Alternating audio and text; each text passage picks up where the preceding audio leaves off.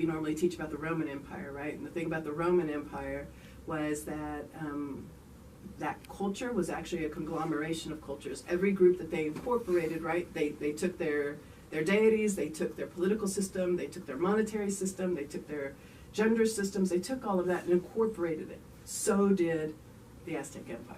Yeah, in class we sort of touched on the concept of mestizaje, the mestizo experience. It seems like that resonates a little bit along those lines as well. Sure, and the notion of Malinche, right, being the traitor, but in fact what she was is a multilingual woman who had come from, she wasn't even Mexica, right? Mm-hmm. So she came from another indigenous group and had been traded in, but she was well educated, she was a very powerful woman, she was all of these kinds of things. And so I think there are ways in which that identity is something that women can adopt, men can adopt, but it's so much more than just about a warrior culture.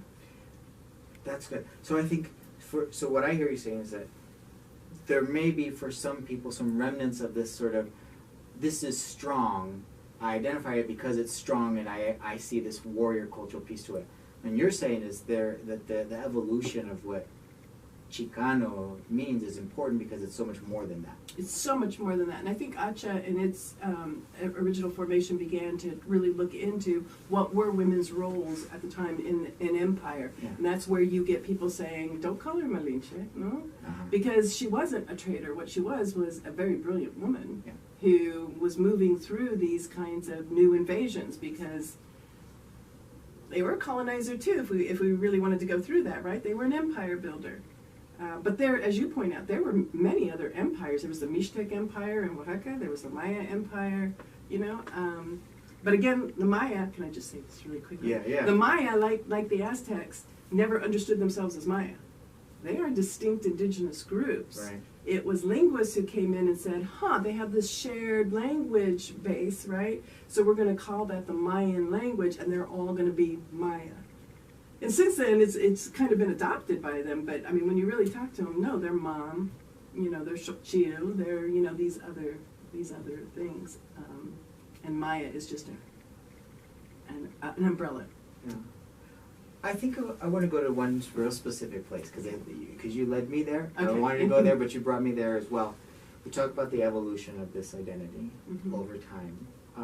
You and I, before we went on camera, we kind of alluded to this. New resurgence. Yeah. It feels like younger people are gravitating toward the Chicanx identity. There's a bit of a rebirth. We don't want to necessarily focus on that. What makes me curious about that is some of the underlying dynamics here. Okay. When you told your story about you weren't born a Chica, I almost have a similar story. Okay. My dad was very involved with the student movement in the 70s.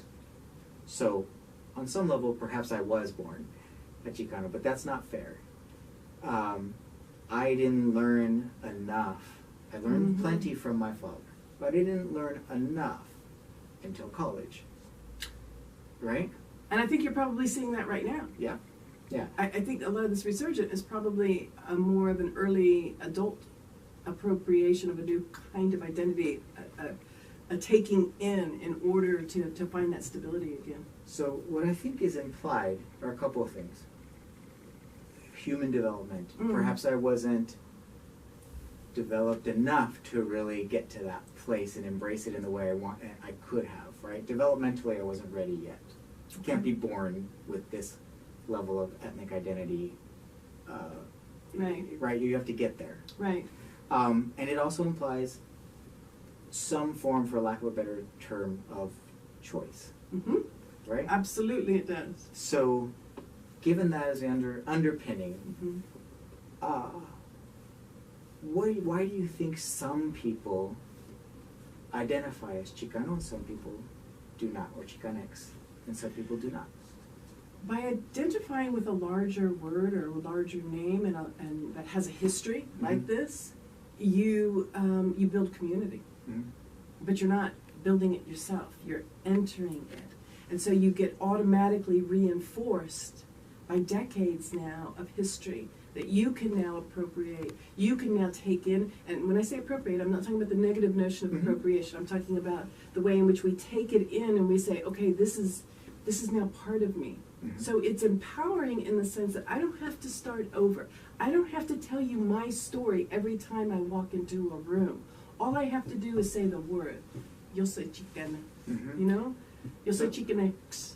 So that's cool. I think this is a really good place for us to end, because I want to ask you this: if that's the case, if there's so much that comes with that choice, what are some of the things that others are likely to be able to imply about us if we identify as such? Likely, not well, for sure. You know, that's not an easy question to answer, because there are stereotypes. Oh, good. I ended on a hard one. There's stereotypes from the outside about what that means. Okay. So when you self-identify in that way, you automatically get put into a categorization that others hold, and that can be about militancy. That can be about the inability to accept others who don't follow your pathway. It could mean that if somebody says, well, I don't really understand myself as Chicana, I understand myself as Latina, you're automatically going to go, well then, you know what, you can't be in my circle, you can't be in my sandbox. There are ways in which that happens, which is why some people may not identify in that way, especially if they come from an indigenous background that is not part of this Aztec narrative, right? And we have so many generations of peoples now that come from the Mixtec, from the Zapotec, from the Triqui, from the Chantal, from the Maya, from contemporary Nahua that still won't necessarily buy into the way in which you've taken your Chicana identity as not really being from the Nahua people. As they say, is yes, but you never ate corn. Okay. You know? So, I mean, we have to make certain kinds of decisions, but when we make those decisions, we are making a political statement, whether we opt in or we opt out, or we opt into creating another form of identity. That makes a lot of sense to me. Good. All right. Well, thanks. I hope You're that was. I hope that provoked some good discussion. Well, I'm happy to answer anything after this too. I appreciate.